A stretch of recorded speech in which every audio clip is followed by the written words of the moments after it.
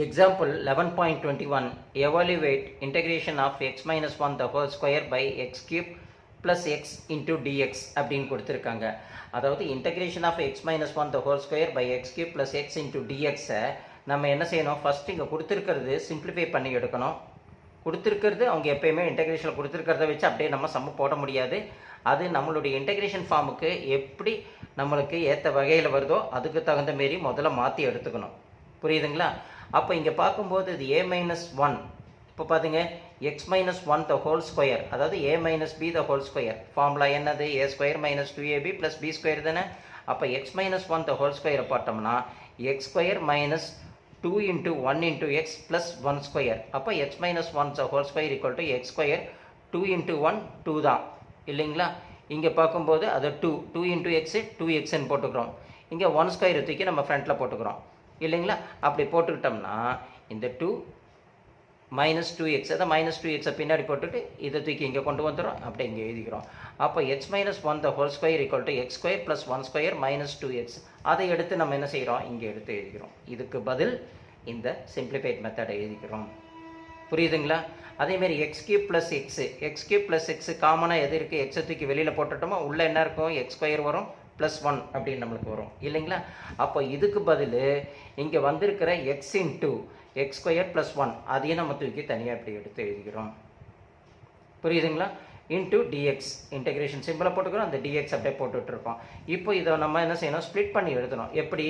Integration of x square plus 1 by x into x square plus 1 அப்படின்னு ஒரு வாட்டி எழுதிட்டு இந்த மைனஸ் சைனை இப்படி போட்டுட்டு இதை மட்டும் விட்டுட்டு இந்த 2x X into x square plus 1 அதை மட்டும் எடுத்து இது இன்ட்டு டிஎக்ஸ் அப்படின்னு நம்ம எழுதிக்கிறோம். புரியுதுங்களா? இப்படி கீழே இருக்கிற டினாமினேட்டர் மேலே இருக்கிற நியூமரேட்டரோட பேர் பண்ணி நம்ம இப்படி எழுதிடுறோம். அப்போ integration of x square plus 1 by x into x square plus 1 minus 2x by x into x square plus 1 into dx அப்படின்னு நம்ம எழுதிட்டோம்னா அடுத்தது நம்ம என்ன செய்கிறோம், இங்கேயும் பார்க்குறோம் எக்ஸ் ஸ்கொயர் ப்ளஸ் 1 இருக்குது, கீழேயும் எக்ஸ் ஸ்கொயர் ப்ளஸ் 1 இருக்குது. ரெண்டுத்தையும் கேன்சல் பண்ணிட்டோம்னா நம்மளுக்கு என்ன இருக்கும், மேலே 1 இருக்கும், கீழே எக்ஸ் இருக்கும். அப்போ integration of 1 by x into dx அப்படின்னு நம்மளுக்கு இங்கே எழுதிடலாமா. அடுத்தது பார்க்கும்போது மைனஸ் இங்கே என்ன செய்கிறோம், 2x இருக்குது, அந்த 2x அப்படியே எழுதிடும், கீழே எக்ஸ் இருக்குது, X into x square plus 1. அப்போ இது மல்டிப்ளிகேஷன் ஆனதுனால மேலே இருக்கிற எக்ஸும் கீழே இருக்கிற எக்ஸும் சிம்பிளிஃபை பண்ணிட்டோம்னா நம்மளுக்கு மீதி என்ன இருக்கும், 2 அப்படின்னு இங்கே கிடைக்கும். அந்த 2வை தூக்கி கான்ஸ்டண்ட்டாக முன்னாடி தூக்கி போட்டுட்டு இன்டெகிரேஷன் சிம்பிள் போட்டுட்டு இந்த இடத்துல இது வந்ததுக்கப்புறம் இதுவும் கேன்சல் ஆனதுக்கப்புறம் வேறு எதுவும் இருக்காது, அதனால் 1 தான் இருக்கும். அந்த இடத்துல 1 பை நம்ம எப்படி எழுதிக்கிறோம், 1 ப்ளஸ் எக்ஸ் ஸ்கொயர் அப்படின்னு நம்ம எழுதிக்கலாம் இல்லைங்களா. எக்ஸ் ஸ்கொயர் ப்ளஸ் 1 தான் நம்ம 1 plus X square into dx அப்படின்னு நம்ம மாற்றி எழுதுகிறோம். ஏன் இப்படி மாற்றி எழுதுகிறோம் அப்படின்னம்னா இதுக்கு நம்மளுக்கு ஃபார்முலா இருக்குது. எப்படி? Integration of 1 by x into dx அப்படின்னு சொன்னோம்னா அது என்ன இருக்கும், லாக் எக்ஸ் ப்ளஸ் சி இல்லைங்களா. 1 by x into dx equal to log x modulus x plus c. அதுதான் மாடுலஸ் எக்ஸ் போட்டாச்சு, மைனஸுக்கு மைனஸ் போட்டாச்சு, 2க்கு 2 போட்டாச்சு.